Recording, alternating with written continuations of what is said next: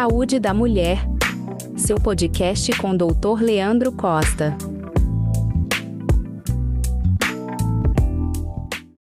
Hoje a gente vai conversar aqui com o Dr. Henrique. O Dr. Henrique é urologista de formação, ele trabalha com a gente já tem muitos anos. Desde quando a gente montou esse projeto, ele esteve junto com a gente, já operava com a gente antes da gente montar o CCP. E durante muito tempo a gente já escreveu livro junto, já cansou de operar junto e tem o prazer de a gente poder conversar um pouquinho, né? Mantendo o nosso objetivo aqui, que é de explicar para as pacientes, falar para elas que a endometriose é uma doença de caráter multidisciplinar, não existe um ginecologista que opere sozinho tudo, né? A gente sempre vai buscar ajuda do urologista, do coloproctologista, do médico especialista da dor. E o motivo da gente estar batendo esse papo aqui hoje com ele é o especialista que ajuda a gente quando tem parte urológica, né? Que bexiga, ureter, rim, envolvido acometido pela endometriose. Tudo bem, Henrique? Tudo bom? Tá. Obrigado, é um prazer. Como o Leandro disse, né, a gente trabalha muito tempo junto, né, opera muito tempo junto. Esse é um projeto que iniciou lá atrás, muito legal, que precisa de multidisciplinar mesmo, não tem jeito. Queria começar tirando uma grande dúvida aí que os pacientes, principalmente as mulheres, ficam de que urologista atende mulher, né? Por que o urologista atende mulher? E, na verdade, a urologia atende toda a parte geniturinária, né? Da genital do homem e urinária do homem e da mulher. Então, a endometriose tem grande índice de endometriose afetando bexiga, ureter e com necessidade da participação do urologista aí nesse tratamento. Isso é engraçado você tocar nesse assunto, né? Porque quando a gente encaminha o paciente para o urologista, ela fala assim, mas eu achei que o urologista fosse médico de homem, né? Está muito no popular, as pessoas relacionam a urologia a toque, próstata, tudo isso, mas não é só isso, a gente sabe disso. E na endometriose a gente amplamente precisa dessa ajuda aí do urologista para várias questões. Eu lembro, uma das primeiras cirurgias que a gente entrou com o Henrique, que tinha um acometimento grande de bexiga, e a gente ficou discutindo como fazer esse tipo de abordagem, aí a gente foi ao longo do tempo desenvolvendo técnicas, conseguindo cada vez mais fazer uma invasão menor e recuperar mais rápido. Esses pacientes lá atrás a gente ficavam sondados muito tempo, hoje em dia a gente sonda menos, né? Evolução do tratamento, né? A gente melhorou, a técnica foi evoluindo, né? A gente foi evoluindo robô bastante também, outra coisa que... com a técnica minimamente invasiva, com os procedimentos. Eu acho que na endometriose, na via urinária, eu acho que uma grande diferença é a gente ter esse bom senso e evolução da técnica, porque o objetivo ali é lesar menos a via urinária, né, e não deixar doença, né? Então chegar nesse caminho, nessa linha, eu acho que é bem importante para a gente. E outra coisa, né, que também a gente sempre tenta ao máximo preservar é a função, né? Porque Sim, envolve muita questão de nervo na endometriose e às vezes se você lesar um nervo, você vai causar a paciente ter dificuldade de conseguir urinar, ou a bexiga vai ficar enchendo demais, ou ela vai ter maior frequência para poder urinar, né? Outras coisas que a gente vê também é que a paciente não imagina que alguma queixa urinária dela possa estar relacionada à endometriose, né? Isso é uma coisa bem comum, eu acho que você pega bastante também, né? Sim, mas Se a paciente tem dor ou irritação, principalmente no período menstrual, assim, isso é uma queixa bem comum, não é? bem comum. Muitas vezes eu mesmo pego o diagnóstico, né, e mando para vocês para avaliação, né, porque às vezes a primeira queixa é urinária, né, muitas vezes ela não tem uma queixa ginecológica importante, mas a queixa urinária de às vezes sangramento, a ardência, né, que é a disúria, a ardência urinar, ou até urgência, dor, são queixas bem comuns dessas pacientes. E muitas das vezes abre com esse quadro, né, com essa queixa, né? Então, às vezes ela vai primeiro no urologista, encaminhando uma suspeita de infecção ou de outros diagnósticos, e a gente acaba dando o diagnóstico para tentar depois iniciar aí toda a avaliação ginecológica e coloproctológica para poder dar seguimento. A gente tem muita história junto, então tem muito caso. Eu lembro de uma paciente que A primeira queixa dela foi uma queixa urinária, ela foi à emergência com dor lombar, achando que era infecção, e quando foi ver, ela já tinha uma endometriose no ureter. Você lembra desse caso? Lembro. E teve uma exclusão renal, né? Essa paciente, quando chegou pra gente, ela já tinha perdido um rim por causa da endometriose. A gente acabou precisando tirar todo o rim, todo o ureter, e já só estava ali para prejudicá-la, né? E é isso, ela abriu um quadro e a suspeita era de infecção, de cálculo, todas as causas de dores lombares que poderiam ser menos de endometriose, né? Quando a gente foi ver, era um caso de endometriose bem avançada, a gente foi uma cirurgia que deu muito trabalho, entrou a equipe da urologia, coloprocto, gineco, todo mundo junto ali para poder resolver. Essa paciente, ela ficou super bem depois e, óbvio, né, manteve a função do outro rim, que era mais importante para a gente conseguir. Outra coisa... Desculpa.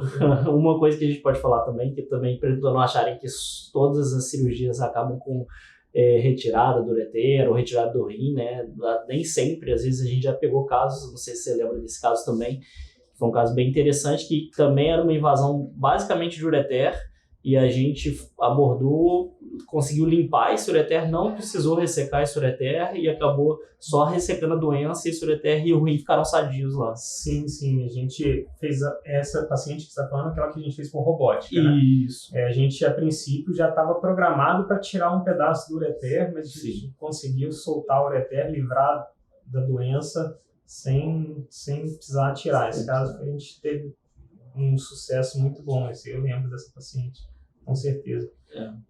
Uma coisa que acho que as pessoas às vezes ficam curiosas, né? E na urologia a gente sabe que é uma das clínicas que mais utiliza a questão da cirurgia robótica, né? Queria que você falasse também para a gente um pouquinho sobre a cirurgia robótica, como ela entrou nesse meio e qual a vantagem para a gente, né? Principalmente que a gente opera em espaço apertado ali, você mais do que a gente, inclusive. E como isso facilita para a gente em relação a dar ponto e melhorar a qualidade e a entrega no pós-operatório, da qualidade cirúrgica realmente. Perfeito. A cirurgia robótica, eu sou um grande entusiasta, tá? Então já deixando um disclaimer aí, gosto bastante, eu acho que é uma grande evolução. Claro que ainda tem que acertar custo, acertar muita coisa, mas é uma cirurgia que veio para acrescentar muito, principalmente na urologia. Acho que hoje o carro-chefe da cirurgia robótica ainda é a urologia, mas como você mesmo disse, ela veio para melhorar esses espaços apertados, essas cirurgias de grande porte, com grande dificuldade técnica, que tem que estar muito bem treinado, que tem que dar muito ponto, que tem que estar com uma habilidade já avançada, e a cirurgia robótica te ajuda muito nessa evolução, nessa facilidade de manipulação, né? Então você consegue ter uma melhora grande na resposta do doente, na forma que você trata ali, até na preservação dos tecidos ali, da manipulação dos tecidos, melhora bastante com a cirurgia robótica. Eu acho que é o grande avanço. Acho que, não sei se todo mundo sabe, né, o robô, ele tem esses braços aqui, e a gente fica num cockpit, realmente, num lugar onde a gente coloca a cabeça ali para poder ver a cirurgia. Aí o robô, num dos braços é a câmera, e nos outros são pinças, né?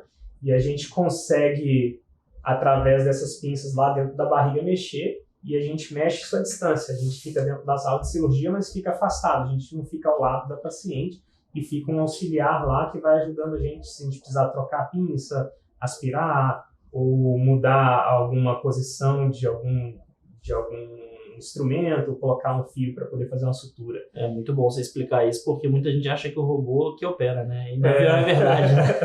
Ainda não existe um robô que opera sem um cirurgião, tá? Talvez no futuro, com a inteligência artificial, isso possa até aparecer, mas por enquanto a gente ainda deixa... mas eu já peguei casos de paciente que falou, não, doutor, eu não quero operar por robô, eu quero ser operado por alguém, por uma pessoa. Eu falei, não, mas é a gente que controla os braços do robô, a gente que controla tudo.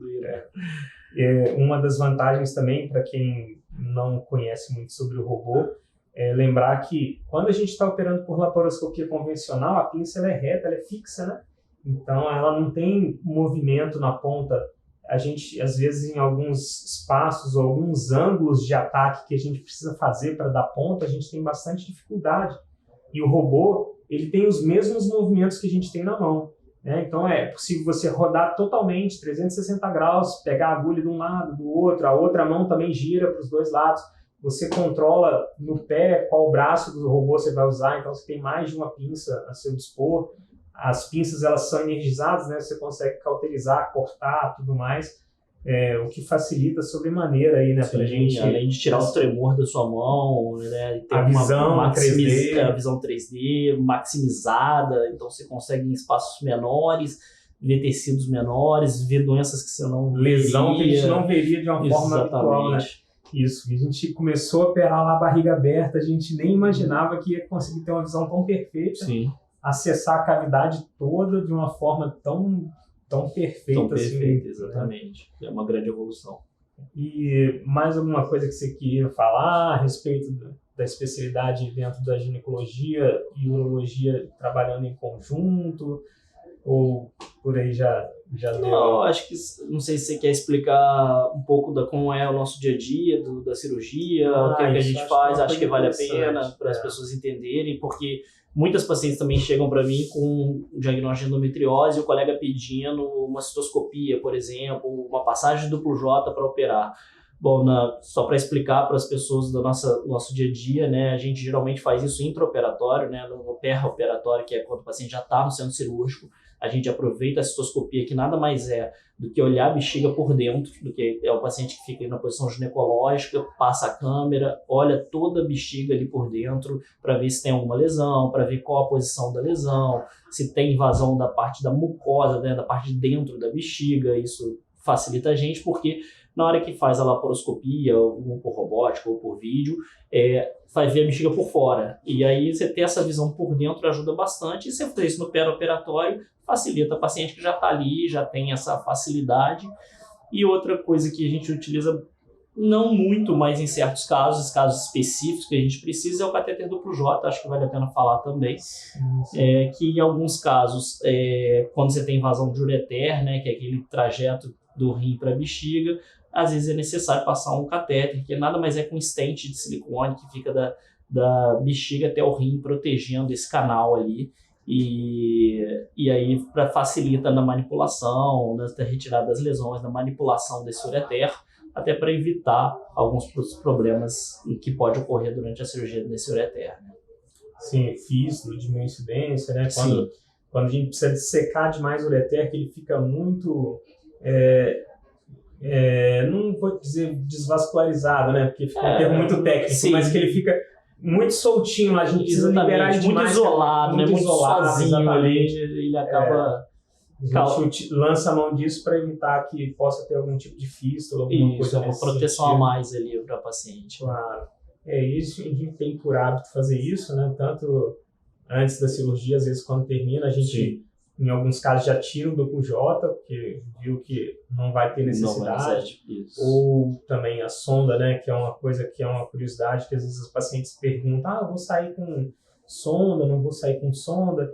Então existe sim casos que a gente precisa deixar a paciente sondada quando vai tirar a lesão de dentro da bexiga. Quando você precisa abrir grandes pedaços de bexiga, né, retirada ali, aí tem que costurar a bexiga, né, a colocação da sonda ali é uma proteção e aí precisa de alguns dias de sonda, mas como você disse bem no início, cada vez a gente está fazendo mais avançando na cirurgia, deixando menos tempo com essa sonda. Melhora a sutura, melhor o uso do robô, sutura melhor, fios mais modernos, farpados, etc., que duram mais tempo, demora mais para absorver. E aí cada vez menos tempo precisando dessa sonda aí para paciente. Tecnologia aí vindo ajudar a gente. Maior prazer falar com o Henrique aqui, a gente já se conhece de longa data, já trabalha junto há muito tempo e ele, no começo, ele atendia junto aqui com a gente, hoje em dia ele tem um consultório aqui próximo, mas continua a mesma relação profissional, trabalhando, operando com a gente, e tudo que a gente precisa em questão de urologia, a gente acaba encaminhando para ele, porque a gente já está habituado, e pode não parecer, mas operar com pessoas que você tem confiança, conhece e sabem que trabalham no mesmo sentido que você, no mesmo tipo de técnica, né? Isso facilita e melhora sobremaneira o resultado da cirurgia, né? Eu acho que isso é interessante. Melhora o resultado, o ambiente de trabalho, O melhora ambiente agradável. Porque às vezes a confiança acontece, dos pacientes. já tive paciente que chegou assim, é porque eu passei num urologista, ele falou que ia me operar, e aí eu vim aqui para o senhor me operar a parte ginecológica. E não é assim que acontece, né? Assim, a gente tem uma equipe que a gente está acostumado a trabalhar. Assim, não adianta a paciente achar que vai chegar lá, ela vai escolher um urologista e um outro ginecologista. Normalmente a equipe ela já está acostumada a trabalhar junto para poder melhorar e maximizar esse resultado. Né? Exato, as pessoas já sabem como é que funciona a equipe, já estão acostumadas, já têm um contato, já facilidade. Até pode parecer besteira, mas até os horários em que a pessoa costuma trabalhar, essas coisas fazem diferença. E até a conversa, a explicação para o paciente. Quando eu escuto muito isso no consultório, o paciente passou por mim, por você, pelo Leonardo. E aí, quando a gente explica a doença, explica a nossa parte, explica o que a gente faz, o discurso é muito coeso, muito parecido, né? Por isso, porque a gente está muito tempo junto, trabalhando muito tempo junto no caminho, como você mesmo disse, no mesmo caminho ali. Não gera uma incerteza, né? Que cada um fala uma coisa, não está habituado, eu acho que vai ser assim. Não, a gente sabe como é, como funciona e como cada um trabalha. Perfeito. Mas é isso aí. Prazer aqui receber o Henrique. Prazer. E a gente continua junto aí, dioturnamente, trabalhando para poder fornecer qualidade de vida e para os pacientes de endometriose terem o melhor tratamento aí. Excelente, Okay. muito obrigado, é um prazer estar aqui. Obrigado, Henrique.